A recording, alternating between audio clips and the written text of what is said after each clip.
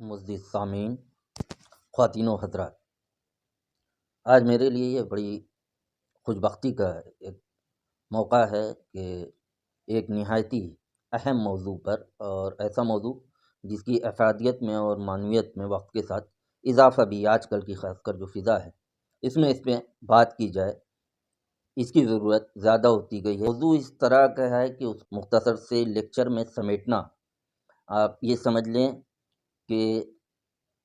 سمندر کو کوزے میں سما دینے سے بھی مشکل کام ہے کہ اردو ادب میں ہندوستانی تہذیب و ثقافت۔ تو بہت ہی طویل اور طولانی یہ بڑا موضوع ہے، ظاہر سی بات ہے اتنے چھوٹے سے وقت میں نے جیسے عرض کیا اس کو سمیٹا نہیں جا سکتا ہے۔ بہرکیف کوشش میں یہ کروں گا کہ کیونکہ کوئی بھی آپ لے لیں فارم اردو ادب کا، چاہے وہ نظم ہو چاہے وہ نثر ہو، آپ دیکھیں گے کہ ان کی کوئی بھی صنف ایک اٹھا لیجئے تو اس میں خاطر خواہ مواد اس موضوع پر مل جائے گا۔ وجہ اس کی کیا ہے کہ ہم جس زبان کے ادب کی بات کرنے جا رہے ہیں یعنی اردو کی، اس زبان کا براہ راست تعلق خود اسی سرزمین ہندوستان سے۔ اردو کا مولد و مسکن ہندوستان ہے، غیر متحدہ ہندوستان۔ ظاہر سی بات ہے 1947 میں یہ بہت بعد میں تقسیم کا المیہ پیش آیا، اس سے پہلے ہندوستان ایک ہے۔ اور یہ زبان بولی بھی کن لوگوں کے ذریعے جاتی ہے؟ ہندوستانیوں کے ذریعے اور پاکستانیوں کے ذریعے، یا پھر ان عوام ان لوگوں کے ذریعے جو ان دو ممالک سے نکل کر باہر یورپ یا امریکہ میں جا کے آباد ہو گئے ہیں۔ تو کہنے کا مطلب یہ ہے کہ جس زبان کی پیدائشی یہاں ہوئی ہے، جس کی جڑیں یہاں پیوست ہیں یہاں کی مٹی میں، جو ادب بھی جس طرح کا تخلیق کیا جائے گا اس میں بھی ہندوستان کی جو مٹی ہے اس کی جو بھینی بھینی خوشبو ہے وہ رچی بسی نظر آئے گی آپ کو۔ کوئی بھی ایک صنف اٹھا لیں آپ دیکھیں گے کوئی خالی نہیں ہے، ہندوستانی رنگ رچا بسا ہے ہر جگہ پر۔ اب اس مختصر سے لیکچر میں ساری چیزیں کور کرنا ظاہر سی بات ہے بہت ہی مشکل ہے، تو اس پر کبھی پھر موقع رہے گا، ڈیٹیل میں بات کی جا سکتی ہے۔ شاعری کے تعلق سے بات کرتا ہوں، اور شاعری میں بھی نظم نگاری کو اگر ہم صرف لے لیں، یوں تو کوئی بھی ایسی صنف نہیں جہاں پر ہمیں ہندوستانی رنگ نظر نہ آتا ہو، اور ہماری جو مشترکہ تہذیب ہے اور قدیم جو ہندوستانی تہذیب و ثقافت ہے، یعنی ہماری انسان دوستی، ہماری بھائی چارگی، ہمارے یہاں جو ایک پورا فلسفہ رہا ہے قدیم زمانے سے ہندوستان کا، وسودیو کٹمبکم جسے کہا گیا ہے، یعنی وسودیو پوری دھرتی، وسودھا سنسکرت کا لفظ ہے، زمین کے معنی میں ہے کہ پوری کائنات، کٹمبکم ایک فیملی کی طرح ہے۔ لکھنؤ کے ایک بڑا نام ہے شاعر شیخ امام بخش ناسک، دبستان لکھنؤ کے بہت اہم شاعر مانے جاتے ہیں۔ اب ان کا ایک شعر ہے، غزل کا شعر ہے، دیکھیے اس میں کس طرح سے ہندوستانی تہذیب آپ کو دکھائی دے گی، جلوہ گر نظر آئے گی۔ ناسک لکھنؤ میں مقیم تھے، ظاہر سی بات ہے استاد شاعر کے طور پر تھے، ان کے شاگردوں و تلامذہ کی تعداد بھی کافی تھی،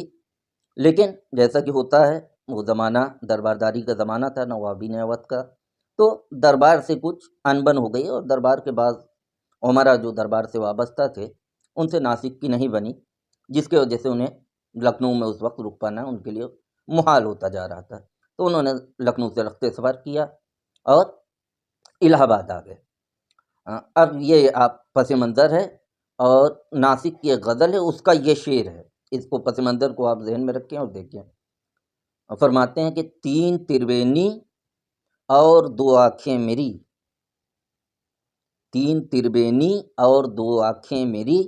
اب الہ آباد بھی پنجاب ہے۔ اب آپ یہ دیکھیں، اس کو غور کریے کہ تین تربینی، تربینی سنسکرت کا لفظ ہے، اردو میں اس کے لیے تربینی کہا جاتا ہے۔ مراد کیا ہے؟ تین ندیاں، گنگا، جمنا اور سرسوتی، جہاں پہ یہ تینوں ندیاں ملتی ہیں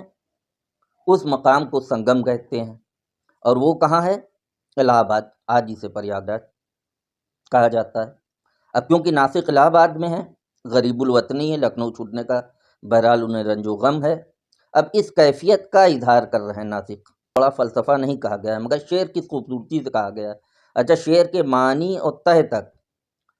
شخص پہنچ ہی نہیں سکتا ہے جب تک وہ ہندوستانی تہذیب، یہاں کے کلچر، یہاں کے آثار، ہندوستانی تہذیب کی جو خاص نشانیاں ہیں جنہیں ہم علامتیں کہتے ہیں ان کو نہ جانتا ہوں۔ مثال کے طور پر ہمالیہ پروت آدمی اگر نہیں جان رہا ہوگا تو پروت وہ سب سے اونچا ہمسایہ آسماں کا، وہ سنتری ہمارا، وہ پاسباں ہمارا۔ کیا روانی ہے، کتنی خوبصورت علامہ اقبال کی، ان کو کیسے وہ سمجھ پائے گا؟ اسی طرح سے کہ گنگا ندی کس قدر مقدس ہے ہندوستان کی تاریخ میں، زمانے قدیم سے آج تک، اور اس کو علامت کے طور پر بھی استعمال کیا جاتا ہے، یعنی ایسی چیز جو آپ کو صاف کر دے، صرف ظاہری طور پر نہیں باطنی طور پر بھی صاف کر دے، جسے تزکیہ نفس کا تصور ہمارے یہاں تمام مذاہب میں ہے، اسلام میں بھی ہے، تصوف میں اس میں بہت زور دیا گیا ہے کہ آپ کے نفس کو، آپ کے باطن کو، آپ کی جو انتر آتما ہے اس کو صاف کرنے والا، تمام برائیوں کو دھو دینے والی، ہمیشہ رواں دواں رہنے والی زندگی کے لیے بھی ہے کہ ہمیشہ چلتا رہے۔ تو ان علامتوں کے طور پر بھی استعمال ہوا ہے، گنگا کا بہت استعمال ہوا ہے، جمنا ندی کا بہت استعمال ہوا ہے، وسیع تر معنوں میں استعمال ہوا ہے۔ اب آپ دیکھیے یہاں پر کہ تین تربینی، تین ندیاں میں نے کہا الہ آباد میں پہلے سے موجود ہیں، اور ناسک کے اندر غم اتنا ہے، یہ غم کی کیفیت ہے کہ ان کی دونوں آنکھوں سے زار و قطار آنسو رواں اور دواں ہیں۔ اب اس کیفیت کو وہ کیسے بیان کر رہے ہیں کہ دو آنکھوں سے اتنے آنسو نکل رہے ہیں زار و قطار کہ بالکل جیسے ندی کا پانی۔ تو اب تین ندیاں الہ آباد میں پہلے سے موجود ہیں اور دو ناسک کے آ جانے سے مزید بڑھ گئیں، تو ندیوں کی تعداد ہو گئی 5۔ اب پنجاب، دیکھیے یہی ہماری تہذیب کی خاص بات ہے، پنجاب دراصل نام ہی ایک مرکب لفظ ہے، فارسی کا اس میں استعمال ہوئے الفاظ۔ پنج کہتے ہیں 5، آب پانی، ایسا خطہ، ایسی سرزمین، ایسا علاقہ جہاں پر 5 ندیاں بہتی ہیں۔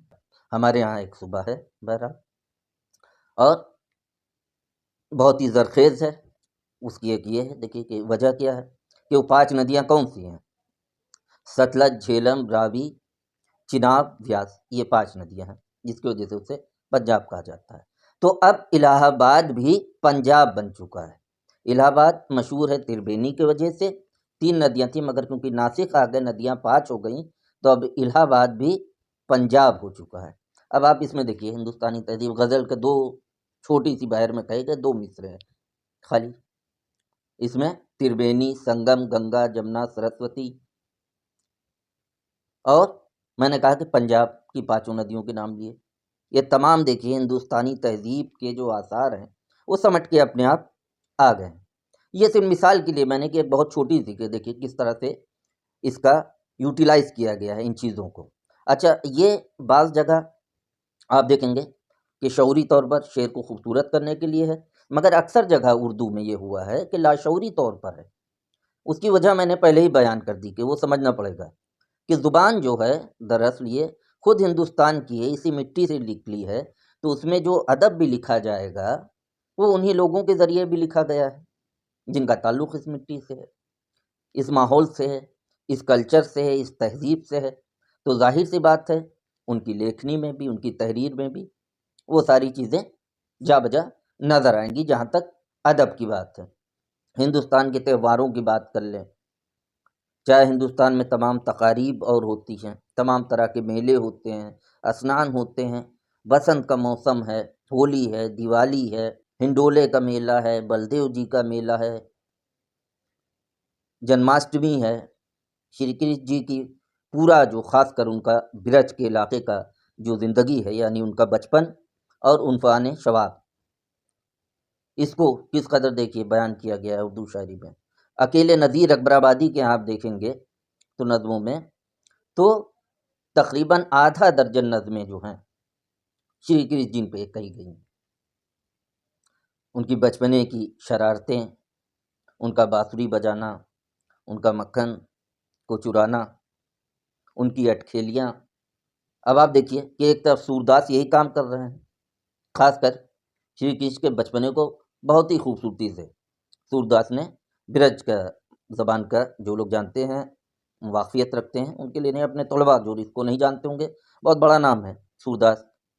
وہ عہد ہے جب تصوف اور بھکتی میں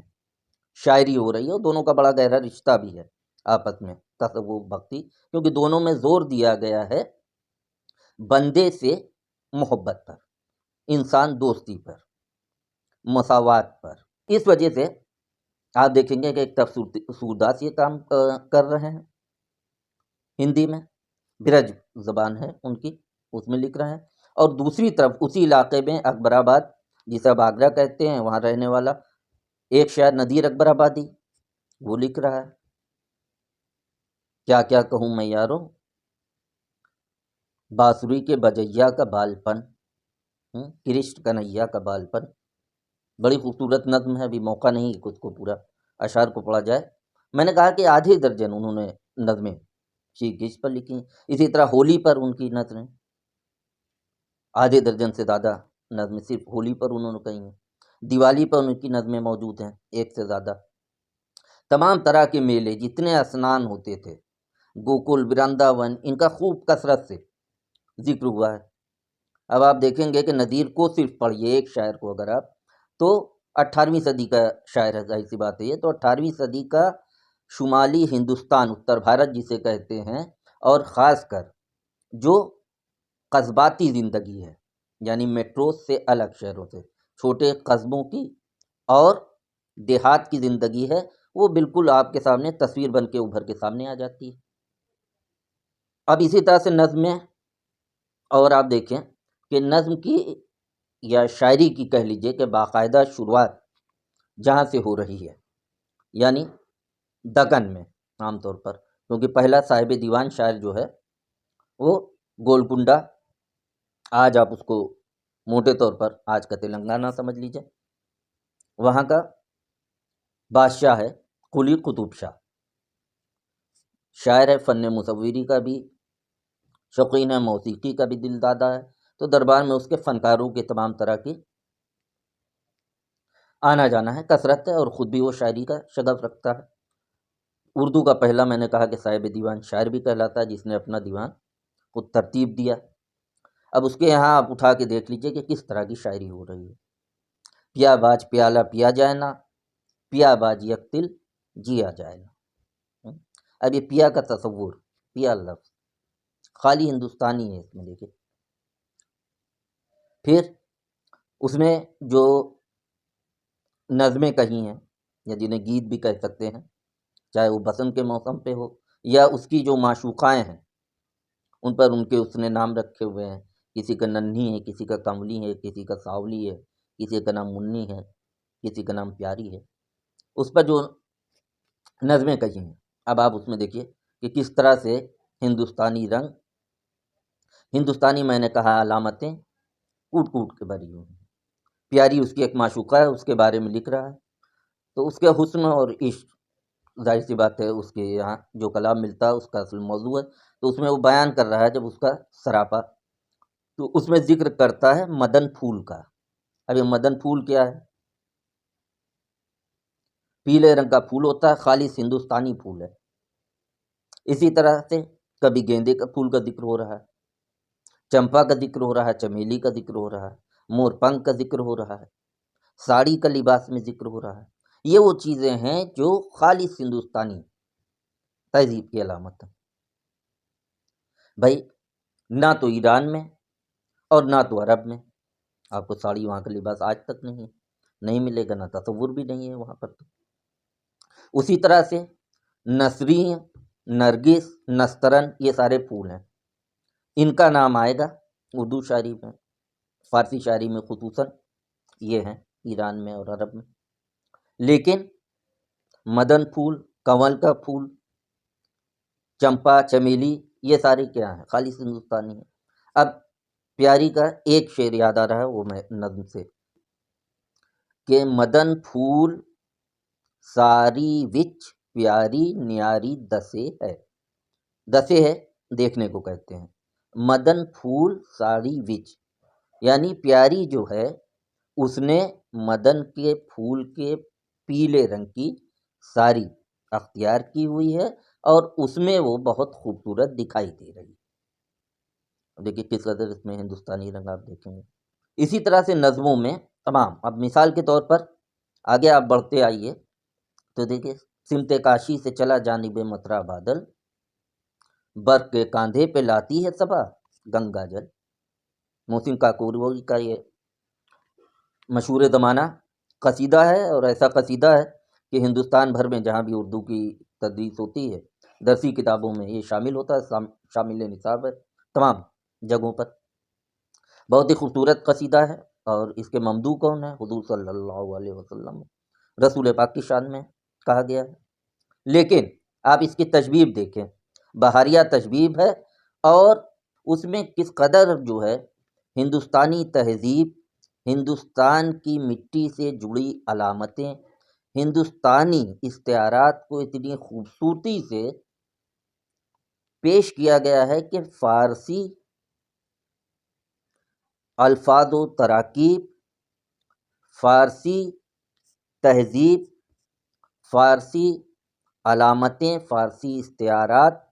اور ہندوستانی تشبیہات و استعارات و الفاظ و تراکیب و تلمیحات اس خوبصورتی سے شیر و شکر ہو گئے ہیں کہ وہ پڑھنے سے تعلق رکھتے ہیں۔